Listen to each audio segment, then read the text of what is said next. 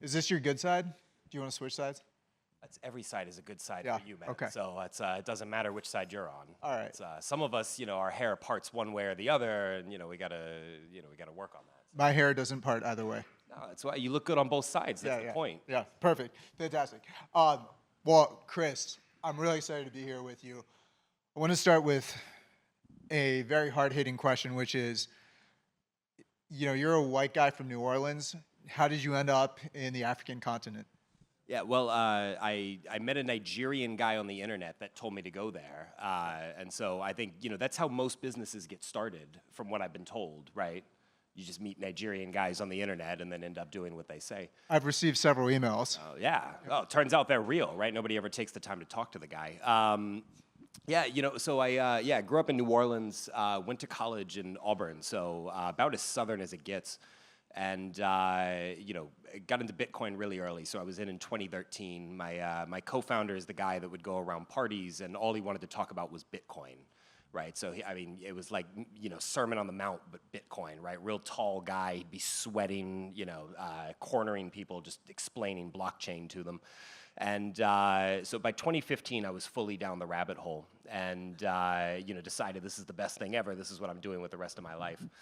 And we tried a number of things, and what we ended up landing on was we were building a gift card that you would put in CVS, Walmart, places like that. You'd be able to walk in, buy this gift card, redeem it for Bitcoin, and we're building this out. And one day I meet this Nigerian guy at a Wells Fargo who was sending $200 to his family, and the bank charged him $90 to send $200 over to his family. And I thought, that seems crazy, right? How could it cost this much? So I talked to the guy, hey, have you heard of Bitcoin? It's free, it's instant, it's fun, all this great stuff. And went home and just started thinking, what's this guy's mom gonna do with $200 of Bitcoin, right? Like, you can't buy food with that, you can't pay rent with that. What problem is actually being solved here? I should clarify, usually when I meet strangers at the bank, I don't spend the rest of the day thinking about their mother. But in this case, I was just very interested in this problem. Yep. And so, essentially, met this guy, right, became obsessed with this problem. I don't think I knew where Nigeria was on a map at the time. They don't teach you nearly as much about Africa as you might think in the Louisiana education system. Comes as a surprise to some people. But yeah, I wanted to learn everything that I could, and so I start, skipping class. I'm researching, the country, the currency, the banking system, all of this, and eventually I realized if I want to understand Nigeria, I need to speak to somebody from there. And so I put out an ad online that said, looking to speak to Nigerian men, which, in hindsight, probably could have been worded better. But I ended up getting exactly what I wanted, and this was about the point in my life where I learned that Nigerians are the most convincing people on the face of this planet, because within about a month and a half of meeting this Nigerian man on the internet, he convinced me to go get a passport and take the first international flight of my life. So I'd been on a plane 4 times in my life before starting the company, and land in Lagos on a 6-day-old passport, no visa, no shots, and a one-way ticket that I spent all of my money on. So, Wow. I mean, it's an amazing story in so many ways, and I kind of love that as a backdrop, because certainly, like, when I think about and I hear you talk about it, you certainly have been somebody who's been willing to take a lot of risks, but certainly there's a lot of inspiration behind what you've talked about. So, I mean, I'm just thinking a little bit about, this sounds like the initial inspiration for Yellow Card.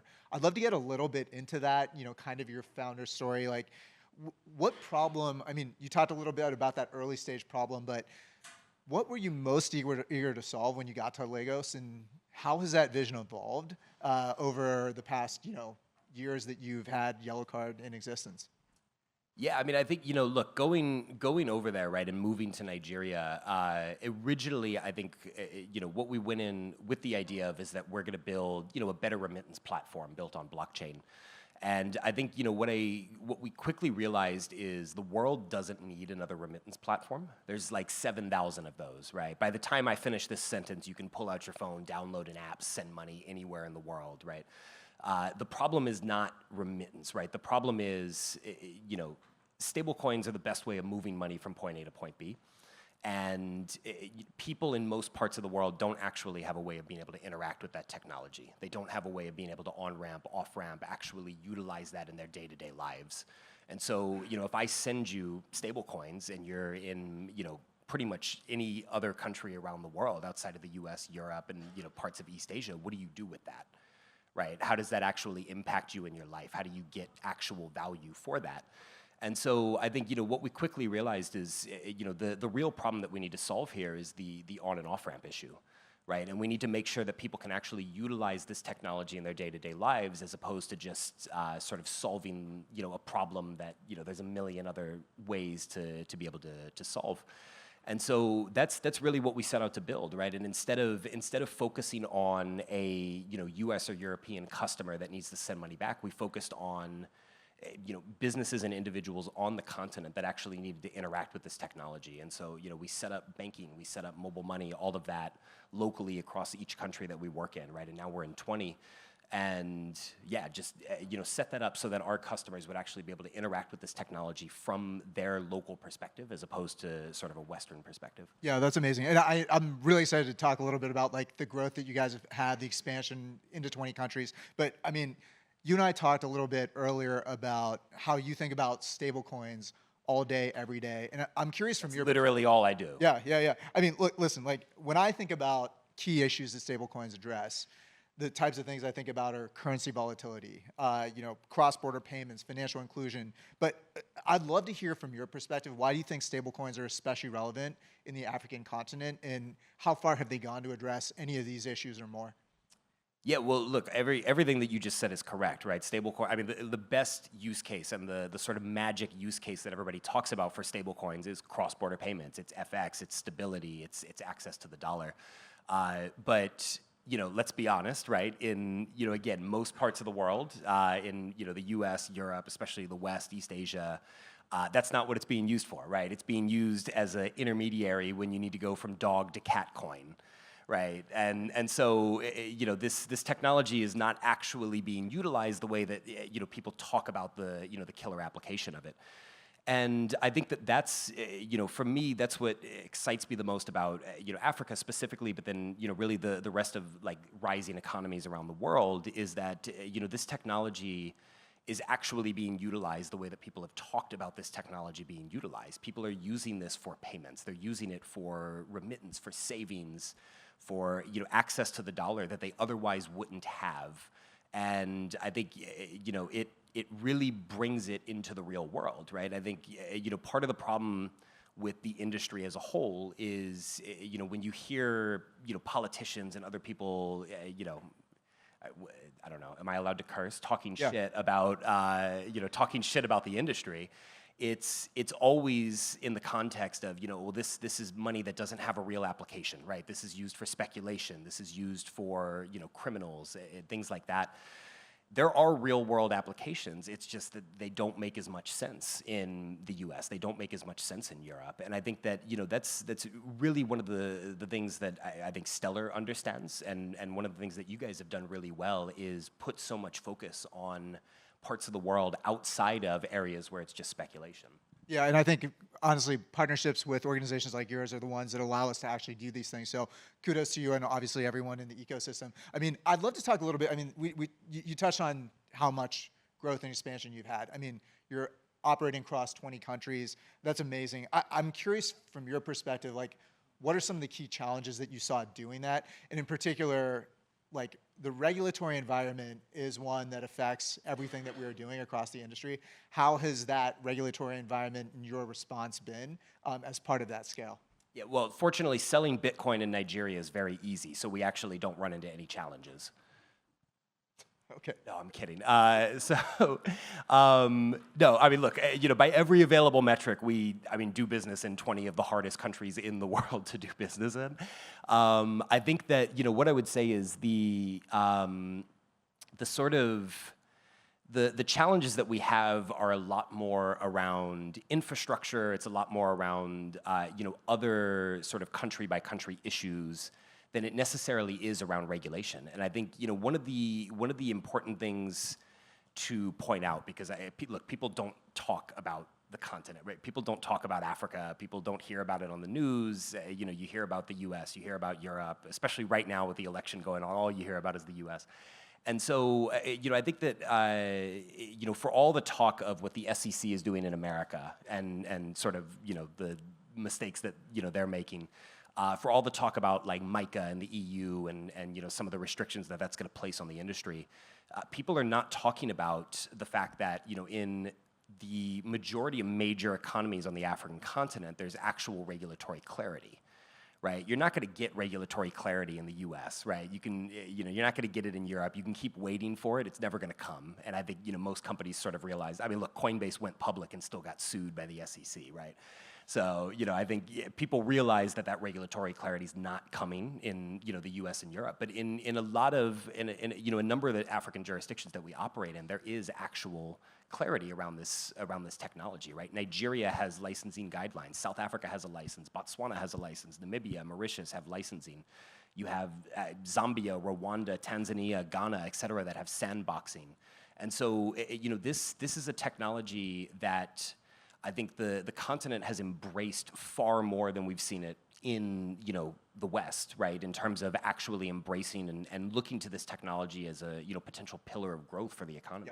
Yeah, absolutely. But when I think about, I mean, if I understand this correctly, you guys are the first licensed stablecoin issuer in the continent, or you were the first. So certainly, like, that is a huge milestone.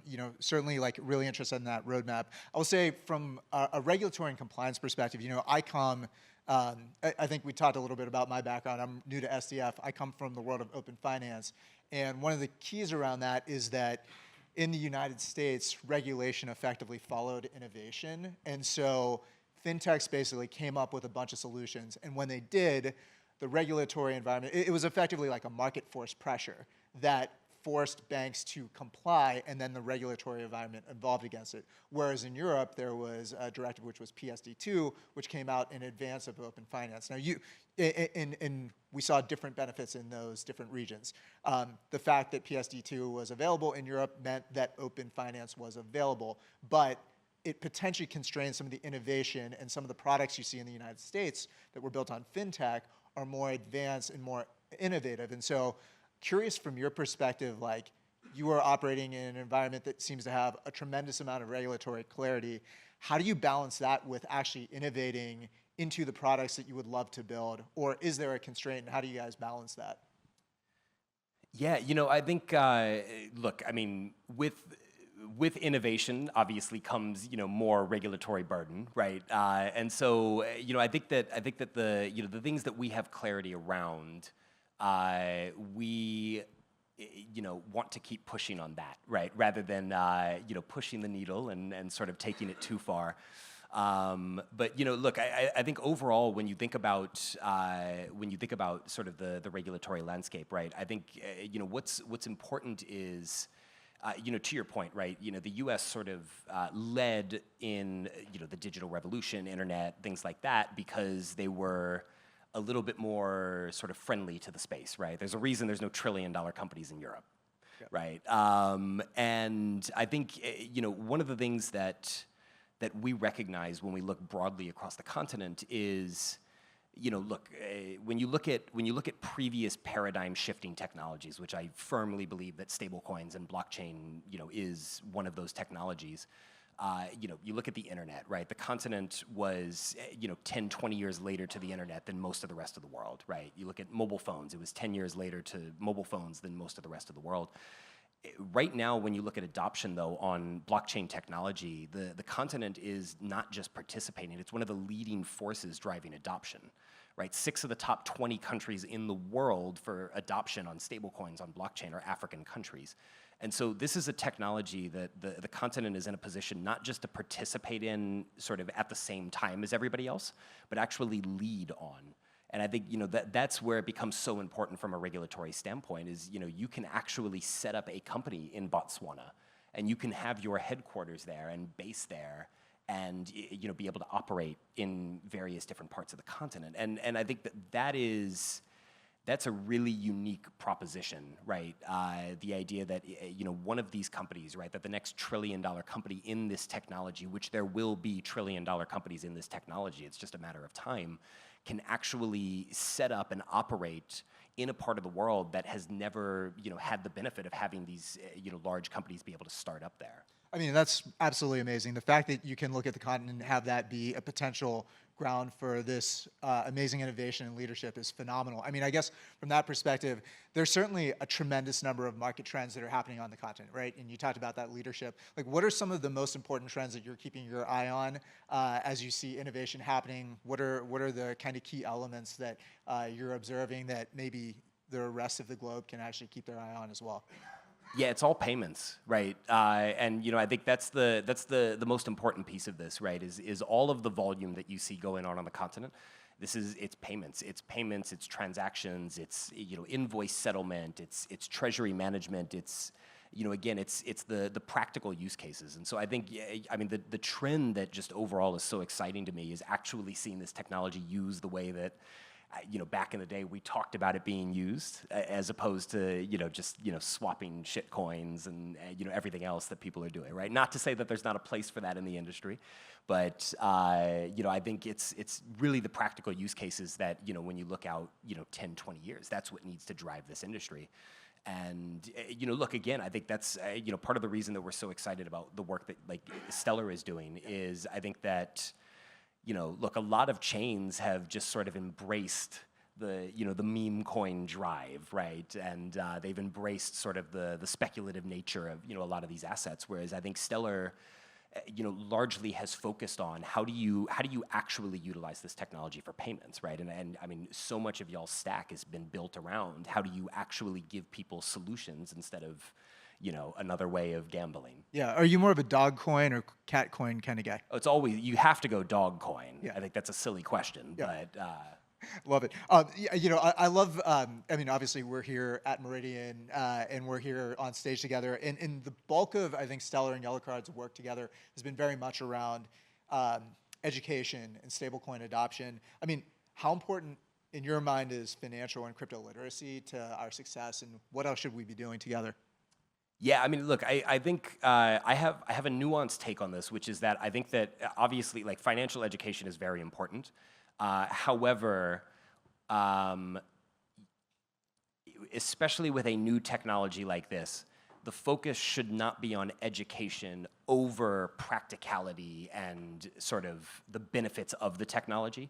And one example that I like to give that I heard, my friend Idris used on stage is WhatsApp, right? I have no idea how SHA-256 encryption works.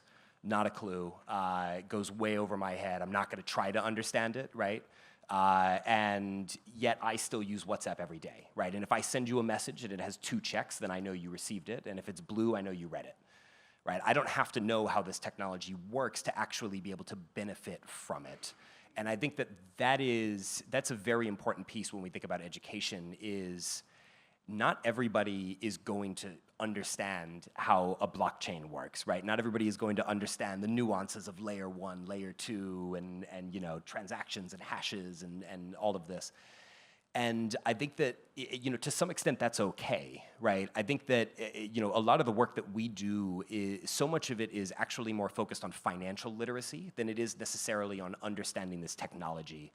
And I think, even with, Yellow Card Academy and the events that we do a lot of focus on just financial literacy, right? How do you save money on an irregular income, right? How do you, tell the difference between something that's a scam when they say they're gonna, 10x your money overnight and, a legitimate investment opportunity. And I think that things like that are so critical. Whereas the reality is a lot of people just won't understand how the technology actually works, right? Yeah, but totally, I love what you were talking about a little bit before, which is more about like the real world applications that are then utilized by folks. And so when I think about blockchain adoption on the continent, it's not about necessarily needing to understand that underlying aspect of the technology, but really about the use cases. And I guess, we talked a lot about like payments being a foundational use case that you're solving for that is outside of the way the traditional system has worked in the continent, but is so critical. I mean, when I think about, or rather when you think about Yellow Card's like next stages, the next set of products that you're trying to innovate on, obviously like incremental access to credit, some of those other options, like those are things that seem to be on the table. What are the innovations that you are really excited about driving? Yeah, man, credit is hard because then, you have to how do you say, credit risk people, and you have to, really understand their financial history and all of that. So, I think, look, for us, it's the payments piece, right? I think payments is the killer application of this technology overall. And it's so critical, and for so much of the continent, it just has not been solved from an international standpoint, right? Local payments have been solved for in most parts of the continent, right? If I'm in Kenya, mobile money is the best way of, paying for my KFC or, whatever else I'm getting there, right?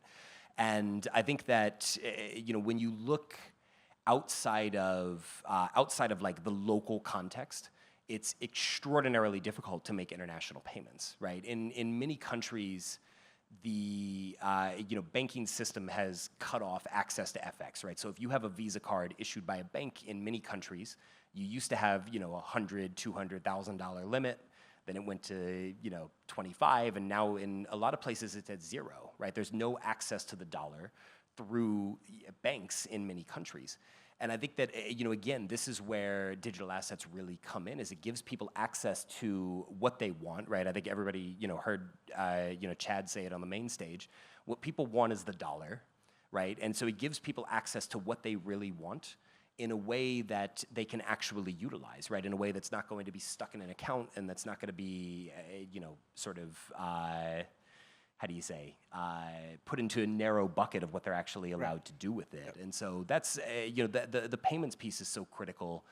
And I think that there's so much more work to do there in terms of solving for that before we start to look at, credit and other things that, Yeah, and this is future looking, but like I think the use case is super clear and incredibly relevant. Obviously, there's a lot of positive market forces behind you. I'm curious, from your perspective, like what are the biggest challenges that you're anticipating? What is really important to ensure long-term viability on the continent?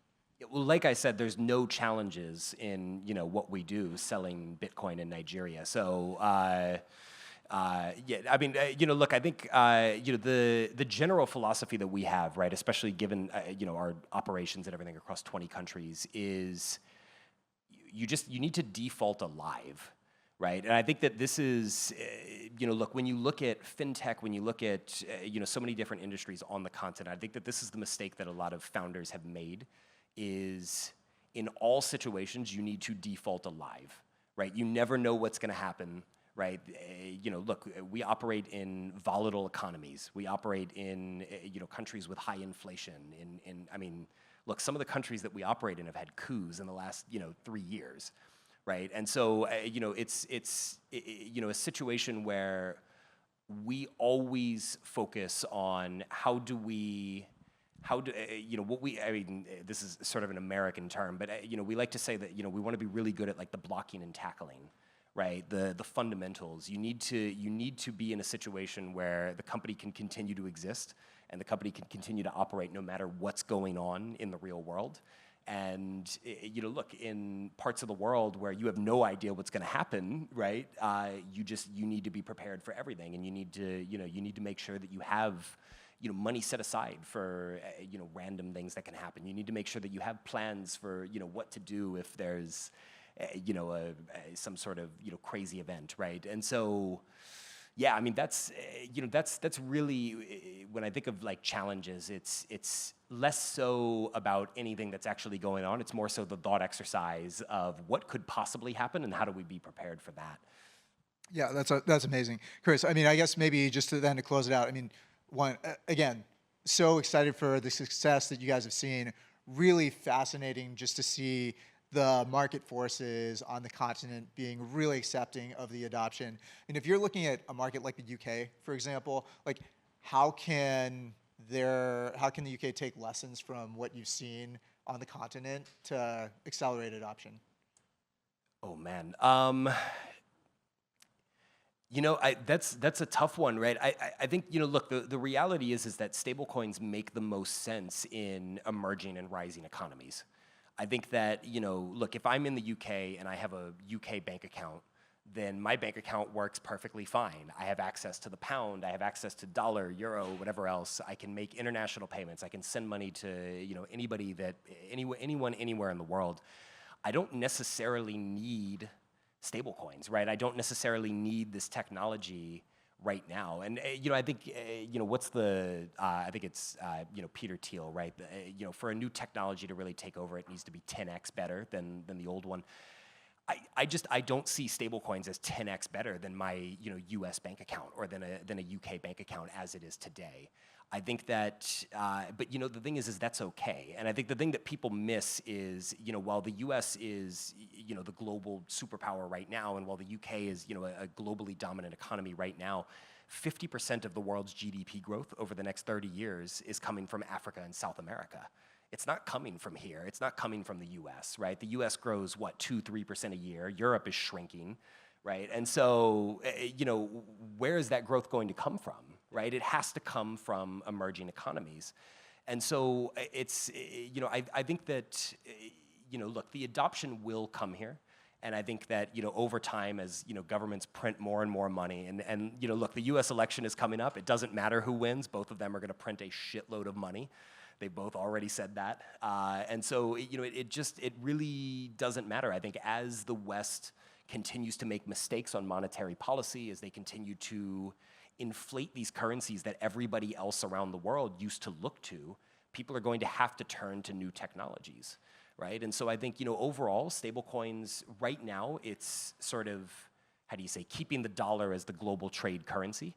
But I think that, unless the U.S. makes changes to sort of stop inflation, to stop, some of these other problems that you've seen, eventually that's going to move over to Bitcoin. It's going to move over to other assets. And the thing is once somebody is using stablecoins, it's very easy for them to make that switch, right? We're not asking people to go from, the dollar or pound or anything else to, Bitcoin. We're asking them now to go from, stablecoins to Bitcoin, which is easy. Yeah, phenomenal. I think we're going to end it there. That was a phenomenal answer. Chris, thank you so much. This was a lot of fun. I really appreciate it. And Always congrats good on to the see you, man. success.